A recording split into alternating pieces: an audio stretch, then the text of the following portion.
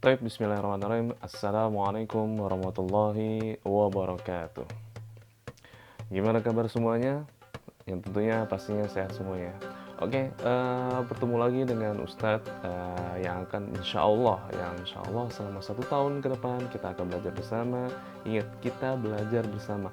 Kalian belajar, Ustadz juga belajar. Jadi kita bisa sharing bersama, kita bisa belajar bersama. Kalau misalkan kalian ada ilmu yang kurang dari Ustadz, silahkan kalian sampaikan ke Ustadz. Begitu juga kalau misalkan ada Ustadz, ada suatu hal yang baru akan saya sampaikan ke kalian. Jadi kita sama-sama belajar di sini. Oke, selama 1 tahun ke depan, insya Allah kita akan belajar bareng, yaitu di bidang studi Arabik. Oke, pada kesempatan hari ini kita akan belajar suatu bab yang tidak asing. Karena kenapa? Bab ini pernah kita ulas bersama di tahun kemarin ketika kalian kelas 7. Bab apa itu yang akan kita pelajari pada kesempatan hari ini? Oleh karena itu, sebelum kita masuk kepada materi kita, mari kita bumper dulu.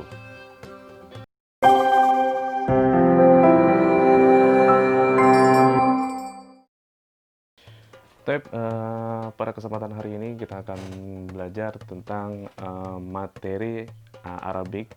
Bab apa itu? Bab ini tidak asing lagi di telinga kalian. Karena kenapa?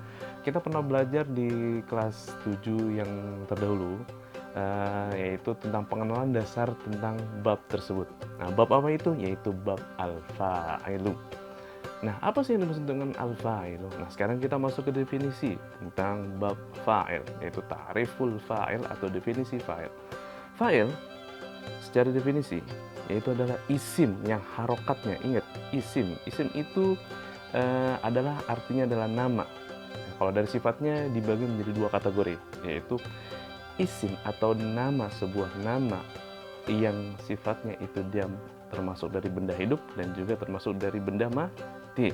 Benda hidup termasuk isim yang hidup itu seperti apa sih, Ustaz? Yaitu contoh seperti nama-nama orang, kemudian nama-nama tumbuhan, nama-nama hewan. Nah, itu termasuk adalah benda yang hidup. Kemudian kalau misalkan benda yang mati itu seperti apa, Ustaz? Benda yang mati itu seperti kayak kursi, meja, buku, dan seterusnya. Nah, itu disebut dengan isim atau bahasa Indonesia adalah nama. Nah, al-fa'ilu yaitu adalah isim yang harokatnya dibaca rofa. Ingat, rofa itu apa? Rofa itu bentuknya adalah doma, waw ada di atas. Ya, yang letaknya setelah fi'il. Ingat, fi'il itu apa? Fi'il itu adalah kata kerja. Jadi kalau misalkan al-fa'ilu itu letaknya kalau di dalam kalimat adalah setelah kata kerja. Jadi kata kerja dulu, kemudian fa'il. Nah, yang mana isim tersebut menerangkan sebagai pelaku pekerjaannya. Jadi fa'il itu adalah si pelaku dari sebuah pekerjaan. Nah, jadi kalau misalkan ada sesuatu hal yang dikerjakan, berarti ada seseorang di balik yang mengerjakan pekerjaan tersebut.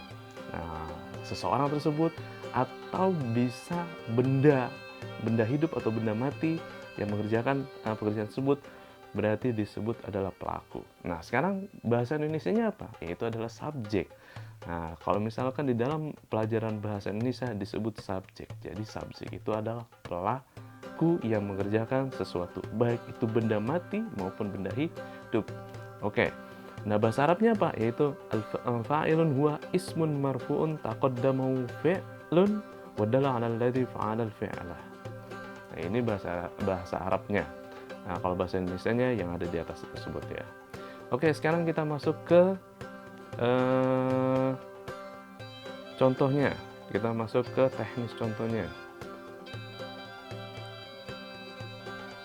Nah, ini adalah contohnya, yaitu jalasa aliyun al-kursi, yang artinya adalah Ali telah duduk di atas kursi. Ingat, isim fa'ilun itu adalah isim yang harokatnya dibaca doma. Ya, letaknya setelah kata kerja. Jalasa artinya apa? Jalasa artinya duduk. Aliyun itu adalah nama, sebuah nama. Nah, dia termasuk benda mati atau benda hidup? Aliyun otomatis dia termasuk nama orang, berarti termasuk benda hidup. Nah, pertanyaannya adalah, mana fa'ilnya dari kalimat jalasa Aliun alal kursi? Ali telah duduk di atas kursi. Nah, otomatis pelakunya adalah Aliun.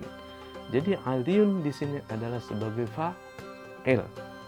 Nah, kalau misalkan ada pertanyaan, siapa yang duduk di atas kursi? Yang duduk di atas kursi adalah si Ali. Jadi Ali yang melakukan pekerjaan duduk di atas kursi. Maka Ali termasuk adalah fa'il. Oke, next.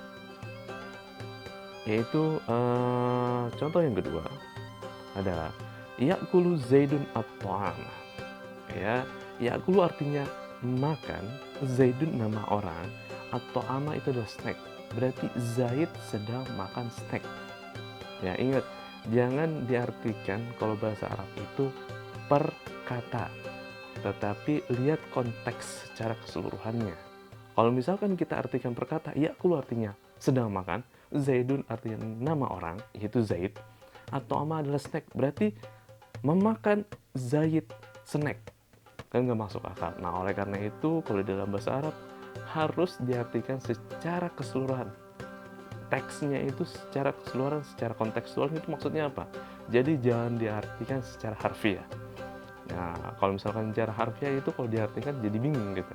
Ya kan, masa memakan Zaid snack? Maksudnya apa? Nah, gitu. Oleh karena itu maka diartikan secara kontekstualnya dari teks tersebut seperti apa. Berarti Zaid sedang memakan snack. Nah, sekarang kalau ada pertanyaan, siapa atau mana fa'il dari kalimat Zaid sedang memakan snack? Atau mana pelakunya?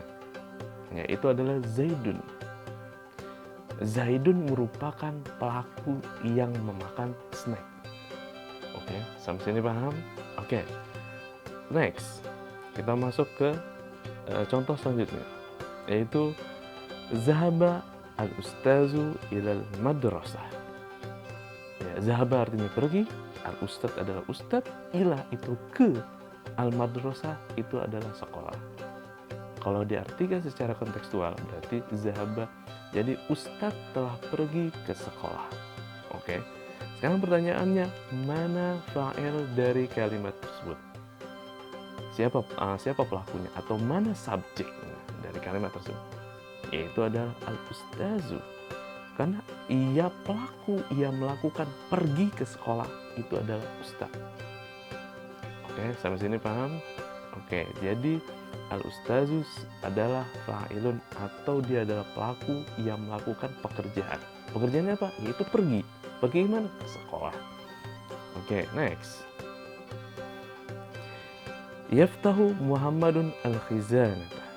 Oke, yang terakhir ya. Yaftahu Muhammadun al-khizanata. Yaftahu artinya membuka, kemudian Muhammadun artinya nama orang, kemudian al-khizanata artinya adalah lemari atau loker. Nah, kita artikan secara kontekstual, secara keseluruhan adalah Muhammad sedang membuka loker. Pertanyaan sekarang, mana fa'il dari kalimat tersebut? Ya, otomatis pelaku yang membuka loker tersebut adalah Muhammad. Lantas kalau misalkan ada banyak ustaz, misalkan contoh Muhammad, Zaidun, dan Hisham sedang makan roti. Otomatis pelakunya ada berapa? Ada 3 orang. Nah, orang-orang tersebut termasuk adalah fa'ilun. Ingat ya, jadi kita harus mengerti secara kontekstual dulu, baru kita bisa menetapkan mana fa'ilnya atau subjek dari sebuah kalimat tersebut. Sampai sini paham? Oke, jika lo sudah paham, inilah pembelajaran secara dasar keseluruhan tentang definisi fa'ilun. Nanti, Ustaz, apa perbedaannya pelajaran kita ketika di kelas 7 sama pelajaran kita di kelas 8? Oh, nanti dulu. Ini kita baru belajar kulitnya. Karena kenapa? Di kesempatan selanjutnya kita akan lebih dalam lagi membahas pelajaran tentang fa'il. Karena kenapa? Fa'il itu atau subjek atau si pelaku itu banyak kategori macam-macamnya. Nah, di kesempatan selanjutnya kita akan membahas macam-macam fa'il. Nah, oleh karena itu Tetap semangat dalam belajar. Di kesempatan selanjutnya Ustadz akan membahas lebih detail lagi tentang macam-macam fa'il tersebut. Karena kenapa? Namanya kategori, fa'il atau si pelaku, itu kan bisa diambil dari, eee, jenisnya. Itu bisa dari pelakunya adalah dari benda mati, kemudian ada pelakunya dari benda hidup, nah kemudian ada pelakunya dari, eee, berjenis berjenis lelaki, ada kemudian dari pelakunya berjenis perempuan. Nah, nanti macam-macam seperti apa, nanti kita akan ulas lebih tajam lagi, lebih dalam lagi di kesempatan berikutnya. Oleh karena itu, tetap semangat dalam belajar. Kita ketemu lagi di kesempatan berikutnya. See you next time. Wassalamualaikum warahmatullahi wabarakatuh.